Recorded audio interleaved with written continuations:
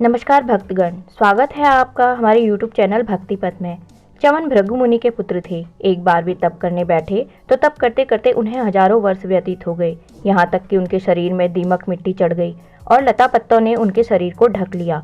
उन्हीं दिनों राजा सरियाती अपने 4000 रानियों और एकमात्र रूपवती पुत्री सुकन्या के साथ इस वन में आए।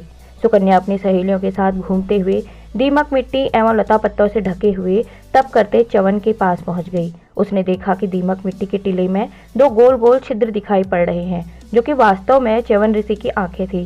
सुकन्या ने कौतूहलवश उन छिद्रों में कांटे गड़ा दिए। कांटों के गड़ते ही उन छिद्रों से रुधिर बहने लगा, जिसे देखकर सुकन्या भयभीत हो चुपचाप वहां से चली गई।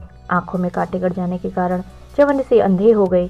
अपने अंधे हो जाने पर उन्हें बड़ा क्रोध आया और उन्होंने तत्काल सरियाती की सेना का मलमूत्र रुक जाने का श्राप दे दिया। राजा सरियाती ने इस घटना से अत्यंत क्षुब्ध होकर पूछा कि क्या किसी ने च्यवन ऋषि को किसी प्रकार का कष्ट दिया है। उनके इस प्रकार पूछने पर सुकन्या ने सारी बातें अपने पिता को बता दी। राजा सरियाती ने तत्काल च्यवन ऋषि के पास पहुंचकर क्षमा याचना की। च्यवन ऋषि बोले कि राजन, तुम्हारी कन्या ने भयंकर अपराध किया है। यदि तुम मेरे श्राप से मुक्त होना चाहते हो तो तुम्हें अपनी कन्या का विवाह मेरे साथ करना होगा। इस प्रकार सुकन्या का विवाह च्यवन ऋषि से हो गया। सुकन्या अत्यंत प्रतिव्रता थी। अंधे च्यवन ऋषि की सेवा करते हुए अनेक वर्ष व्यतीत हो गए। एक दिन च्यवन ऋषि के आश्रम में दोनों अश्वनी कुमार आ पहुंचे। सुकन्या ने उनका यथोचित आदर सत्कार एवं पूजन किया। अश्वनी कुमार बोले, कल्याणी, हम देवताओं के वैद्य हैं। तुम्हारी सेवा से प्रसन्न होकर हम तुम्हारे पति की आंखों में पुनः दीप्ति प्रदान कर उन्हें यौवन भी प्रदान कर रहे हैं। तुम अपने पति को हमारे साथ सरोवर तक जाने के लिए कहो।